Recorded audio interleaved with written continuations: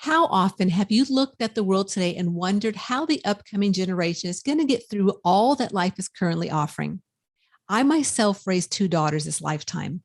And at that time, which was about 10 to 15 years ago, the pressure to succeed in school, the pressure of competitive sports and competitive events oftentimes left them and myself in exhaustion.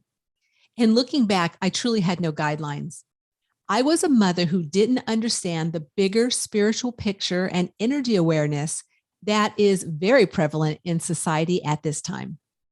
I truly did my best with what I had in my parenting toolbox, but I am excited about my guest today who has written an amazing book called A Parenting Revolution for Higher Evolution. Her name is Julie Hatch, and she is a holistic parenting coach. She has 30 years of experience as a pediatric nurse practitioner. She left Western medicine to pursue traditional Chinese medicine, including acupuncture and herbal remedies. Her parent coaching practices stems from her studies and experience in Eastern Chinese medicine. Her book truly is a provocative read for consciously awakening parents who are searching for an easier way to raise their kids in today's complex, high-pressured, rapidly changing world. The current direction of kids' health with rising rates of depression and anxiety demands that something's change in how we raise our kids. Besides, right now, something isn't working. And today, Julie is here to shed some big light on how to embrace your children and their mission in an amazing new way. So, hey, let's join in the conversation. Welcome, Julie. I am so excited to have you here today. Thank you, Teresa. Thank you for having me. I am really excited to be here. Well, okay, so I just finished a book recently on a trip I was on. And first thing I want to say about this is my kids are 26 and 28. And if I had this book, and also if I had the understanding and the bigger spiritual picture awareness that goes along with this book is a life game changer for parents and children. Well, thank you. I like to think so also. And it's not for everybody because it's all, there is spirituality and awareness and mindfulness. But that's where I'm hoping we're all going eventually someday to a higher, higher evolution is what I call it in the name of the book, and that we become more aware and conscious of ourselves and the world, and especially our kids and what they need from us.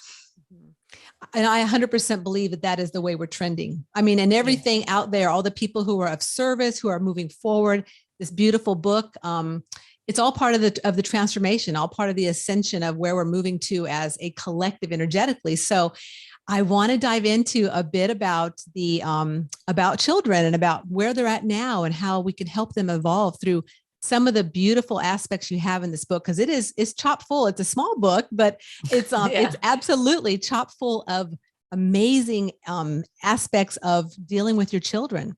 So first, let's talk about cycles of life. Let's talk about that and those first really important cycles that that children are affected by the parents they live with. So would you like to share a little bit about the cycles of life? Yeah, certainly. I think that I have said in the book that the first 8 years, age 0, or even before in utero, even really, they are affected by us and their environment. But certainly from birth to about age 7 or 8 is the most important time in somebody's life. And people, parents, you just think that your baby's there to be fed and change the diaper, and but they're not. They are just soaking in everything in their environment. And so what you provide as a parent in their environment, the energy you create, the things that you say, the things that you don't say, the nonverbal communication is all really important. And they are there soaking it up. They're just taking in everything that you are. And so we want to bring our best selves forward to model great aspects of ourselves for our kids. And then once they get, so we have huge influence. That's our most influential time, is I think up until age 8 about. And then when they go off to school, then they have the influence of friends and teachers and friends' parents. And so the influence gets diluted. And then of course, when they get to be high school, we have pretty much no influence. We do have some influence, but it's all those years before teenagerness that we really have an impact, but definitely the first 7 to 8 years. And I often hear parents saying, oh my God, I did this and did that during the first 7 to 8 years, but to at least be aware of it. And it's never too late to turn on the mindfulness and the compassion and the conscious living with your kids. Oh, I can so relate to that, Julie, because now that my kids are older and I'm in a different place spiritually and more awake, I often call myself a hot, energetic mess when they were younger. And I know that energetically, I was feeding off of them. They were feeding off of me. We were feeding off of dad. It was a whole conundrum, or like maybe a pot filled with just stirring constantly of emotions and things going on, and where people were at spiritually and energetically. And it was a really hard time, but I also look at it like I dealt with and worked with what I had at that moment. Yeah, absolutely. And so I can't be hard on myself because I was where my soul was at that moment. I wasn't open and awake yet, but it's okay. And they'll grow and live and learn from it too. Do you believe that also? Yes, definitely. I imagine that your kids have come out probably really very nice young men, women, whatever they are. They probably did just great with what you did. And we do. Everybody just does the best job they can. And so that's one of my not so pronounced message, but an important message is that parents, especially mothers, but parents need to give themselves a break. Just know that you're doing the best that you can. Nobody's perfect. Nobody is perfect. And no parent should think that they can be perfect. We don't have all the answers for our kids. We just do the best that we can. And if you have to start with a big open heart and a desire to do the best that you can for your kids, then that's a good start. Mm-hmm. Definitely. And I know you've been on a journey yourself in unfolding all of this and moving into traditional Chinese medicine. So I'd like you to talk a little bit about how you got to where you're at now and the transformational medical mission you took to Brazil that kind of sparked all of this. I'd love to hear that. Yeah, that was a big turning point. Didn't feel like a big turning point at the time, but when I look back and see how everything has been influenced, it was a big turning point. So I have been in Western medicine, working in pediatric and neonatal intensive care for over 30 years.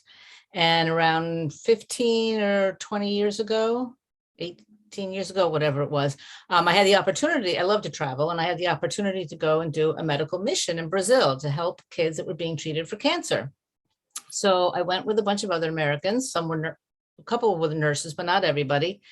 And what happened there is that I couldn't do anything because I didn't have a license to do anything medical or nursing. I didn't speak the language, so it was not at all what I had envisioned and planned.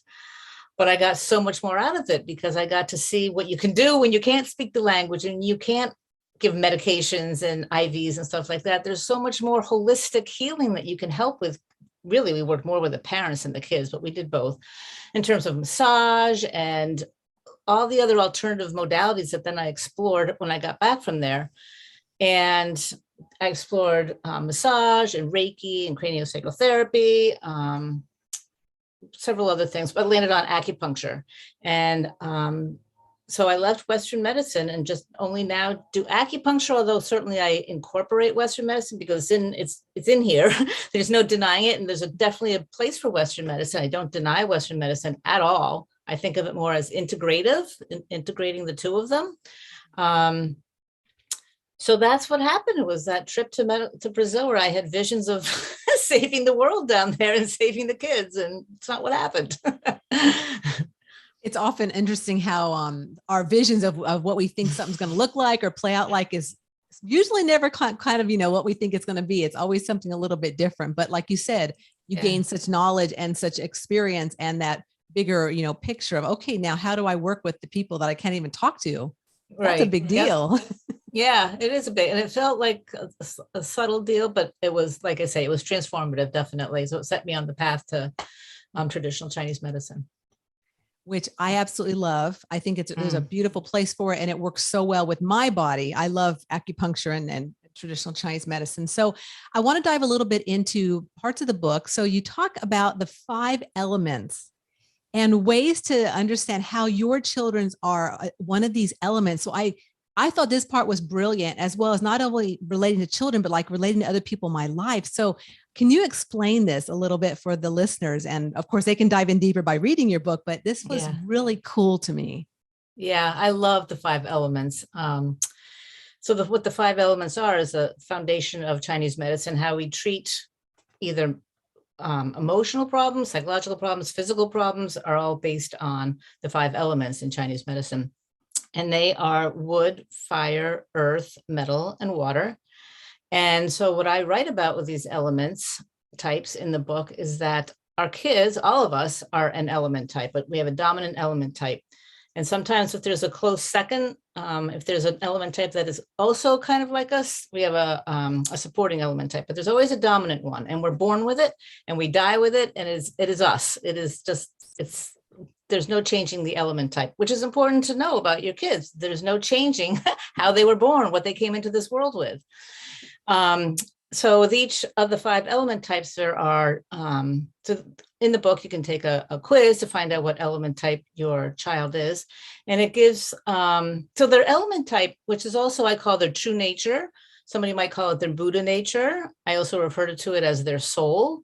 It is who they are at the core. It helps to shape their personality and their temperament, but it's the driving, not force, but the driving energy behind who they are and how they interact in the world and what they like in the world and what enlivens them and what doesn't enliven them and what stresses them and what makes them feel great. So there's challenges and they're motivators.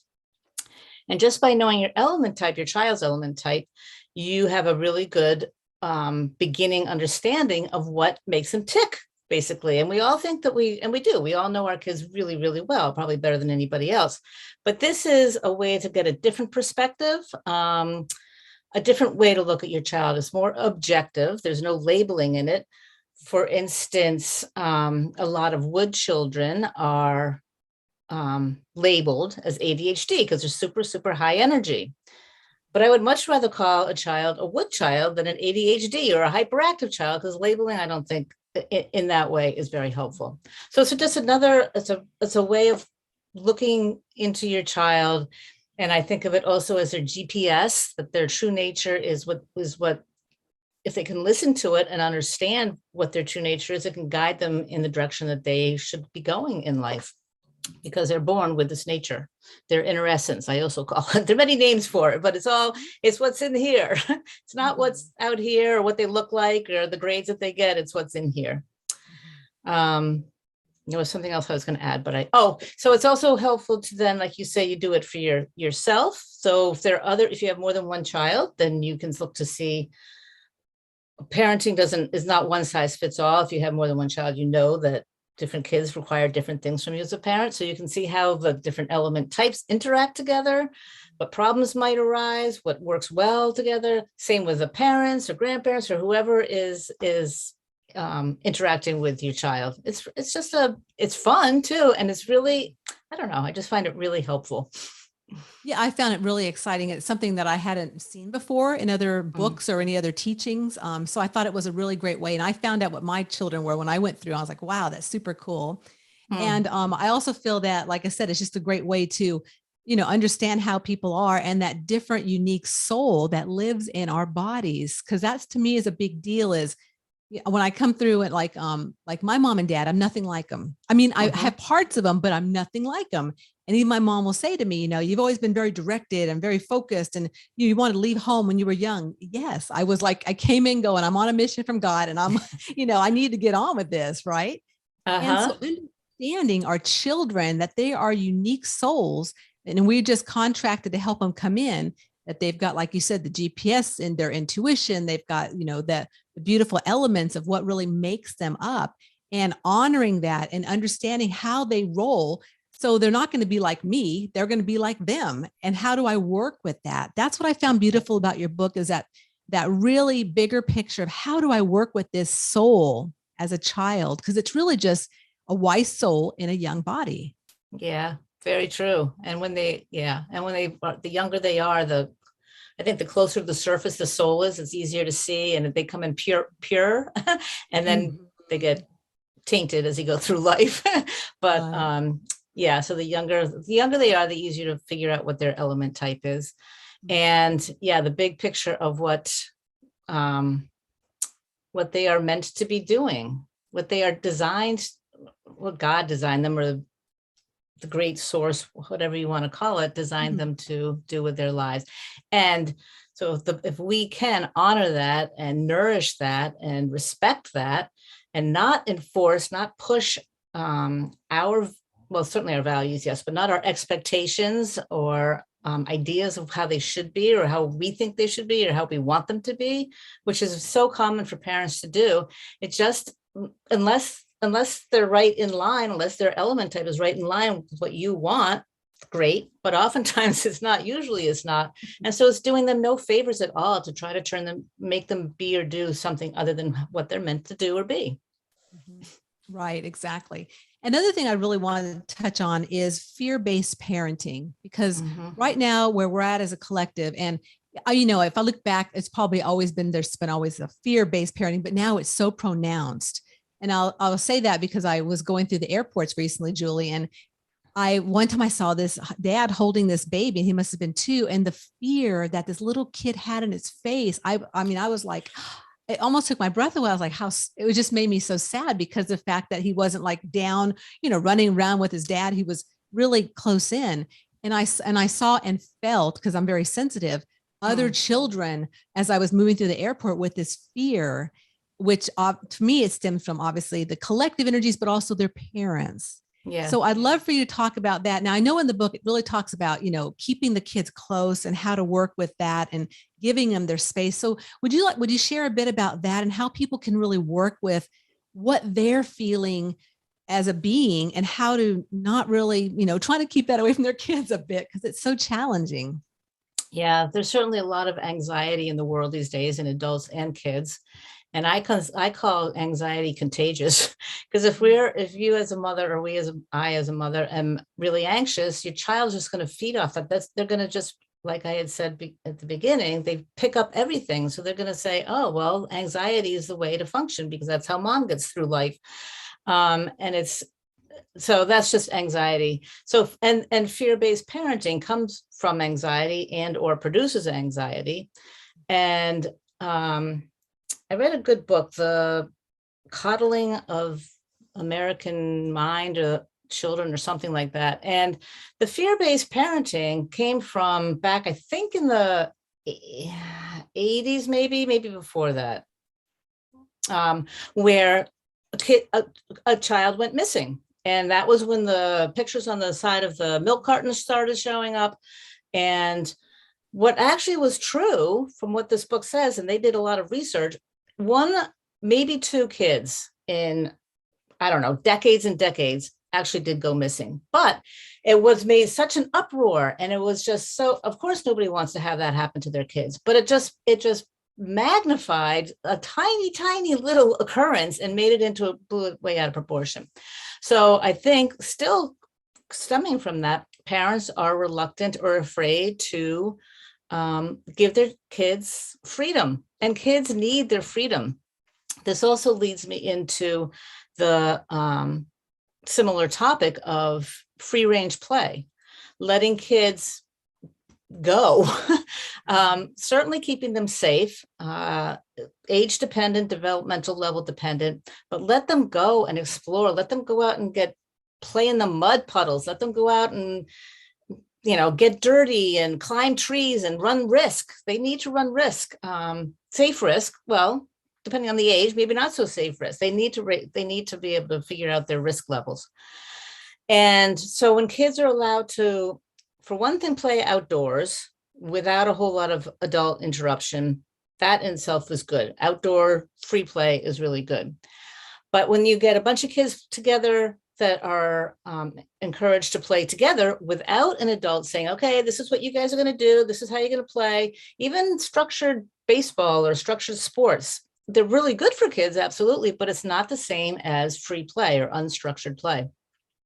When there's no adults saying, this is what you guys are going to be doing, or watching and monitoring and controlling what goes on, that's not the same thing. So free range free play helps them with social skills that kids aren't getting so much anymore these days. And these social skills include working together, cooperation, making rules, and then enforcing the rules without an adult saying this is the rules, but let the kids do it. Cooperation, compromise. They learn how to give and take. They learn, like I say, how to set the rules, resolve conflicts. They see that there are other points of view, that there are other kids that have other ideas of how things should be done. So there's a whole bunch of it's a whole bunch of nuanced social skills that are learned that way. And so that's kind of a big, long answer for fear-based parenting. But I just feel really strongly, and I think that there's a move coming back to encourage free-range play. Let your kids run around and experience life more than what we've been doing. And so I'm jumping on that bandwagon. I love that bandwagon, Julie. And what it reminds me of is, well, I was born in 1968. So I grew up where we went outside, we played, mom didn't know where I was at until, the dark came, we ran home and we were all over the place. And I got into troubles and I had to learn about those troubles and I got a spanking, like all the things that, that was really that free range growing up and just learning how to kind of adapt and things like that. That's really important, that nowadays it's all about keeping them in the house, keeping them in, don't go here, I'm scared. And yeah, it's just and it's interesting to me. It didn't take that long for it to shift to where we're at now. That's really weird, right, Julie? What's that about?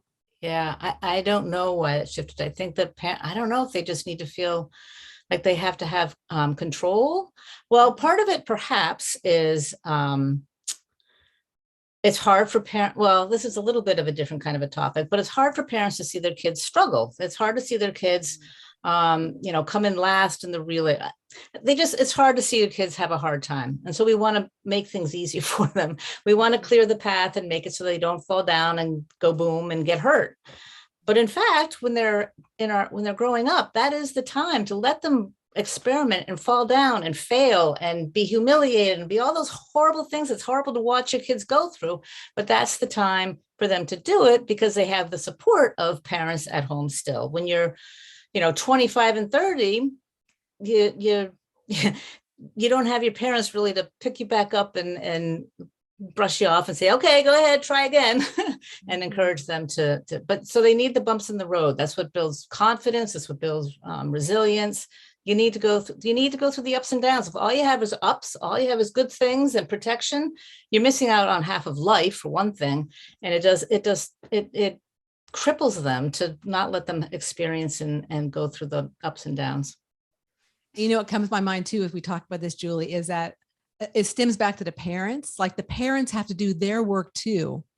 So I know this, this is a spiritual podcast, right? So I'm hoping that the people, my listeners, they're out there doing their own personal work also, and then sharing that with other people that aren't, but maybe need some support, because it stems back to us and how we do things. And so I recall in the book, you talked about parents doing homework, and I had heard of this. I didn't ever do that for my children, but I had heard of parents that did like the projects and the homework for their kids. And what did they learn? They learned nothing. The children learn nothing, but the fact that, well, mom's going to do my thing, so I don't have to do it. I mean, and that to me it blows my mind. I can't imagine of like my mom and dad were like, I'm not going to do your homework. I mean, go survive, kid. I mean, it was so different.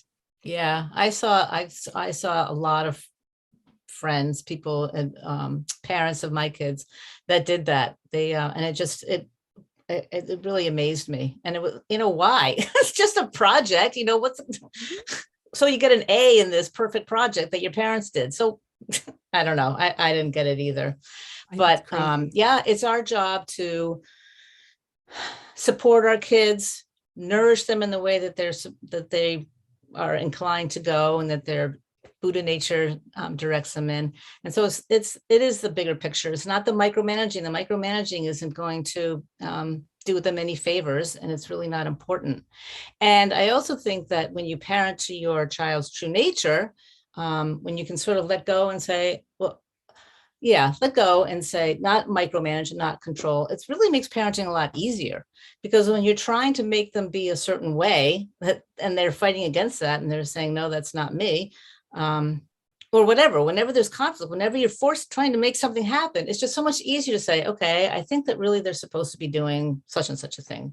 They say that they really want to take music lessons, or they really don't want to take music lessons, whatever it is, we want to listen to them and honor their, what they're trying to tell us, their communication with us. Obviously, there are caveats to that and there's exceptions and all that. But in general, I think that it's our job to help them along with what they feel feels good inside to them. Definitely.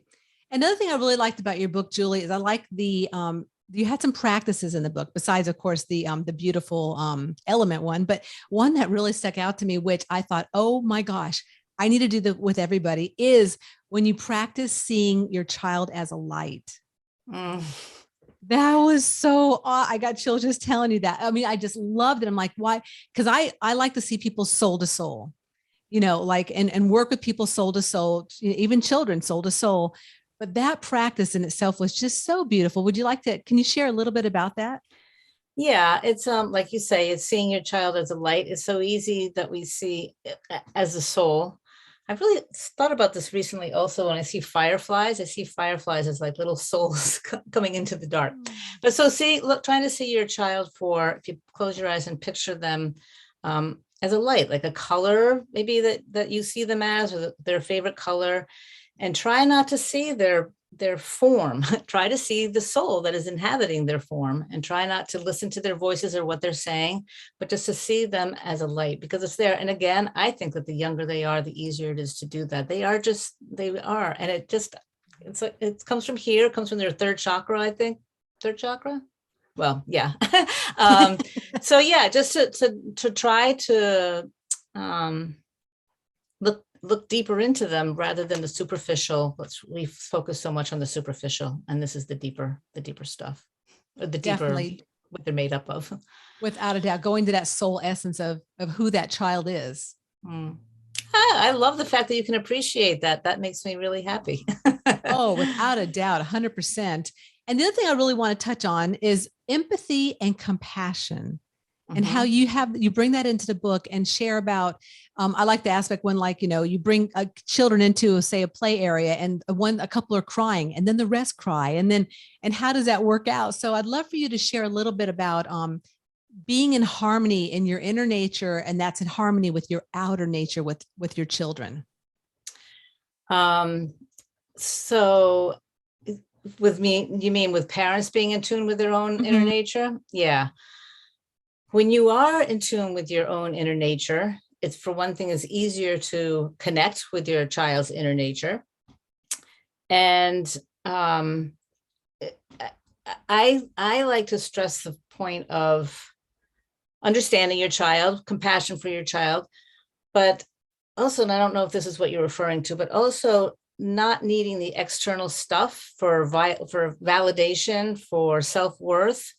And so if we can do that for ourselves, everything that I talk about in the book, we really need to be able to do for ourselves first before we can, or as we're doing it with our kids. But so to help our kids get their validation, their self-worth from within, that we can also help to communicate to them, rather than from the clothes that they wear, the bank account that they have, the materialism, which I think is just getting to be more and more of a problem in the world today, is the materialism. And it's more important to connect, and to connect with your own soul and their soul, more than the materialistic stuff.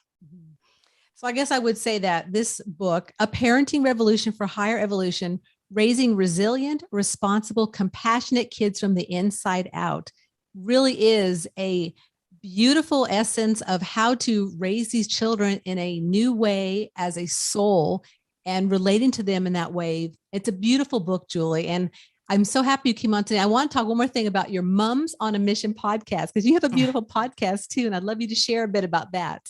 Oh, thank you, Teresa. Yep, I done it's Moms on a Mission with Julie Hatch, and it's really pretty much this is kind of over. Everything encompasses this message that I wanted to get out there to really help the kids of the world, but to help the kids, we really have to help the parents. So the podcast talks with other people, like-minded people, like I'm talking with you who are like-minded, which is just so gratifying and satisfying. But it's about kids in general, but many different aspects. People come in and talk about intimacy after the kids are born. A lot of people are talking about different ways of looking at relationships, stay-at-home mothers, how to parent, and things like that. So it's a very comprehensive. They're really great guests that I have on that show. And right now I'm taking a break from it because I'm doing a lot of interviewing on podcasts, but it was a good show, and it will come back. So it's Julie Hatch, Moms on a Mission, and it's on my website, if that's okay if I do this, Teresa. The book you can find on my website, and podcasts and blogs are all on my website, and that website is juliephillipshatch.com. And I promise to have that in the show notes so everyone can go right to the show notes and click right on that and go right over it and get a copy of this amazing book and check out what Julie's got going on. So thank you so much, Julie, for coming on today. It has been an absolute pleasure, and I absolutely love the book. My pleasure. Thank you so much for having me. And I'm so glad that you enjoyed the book. That makes me feel really, really good.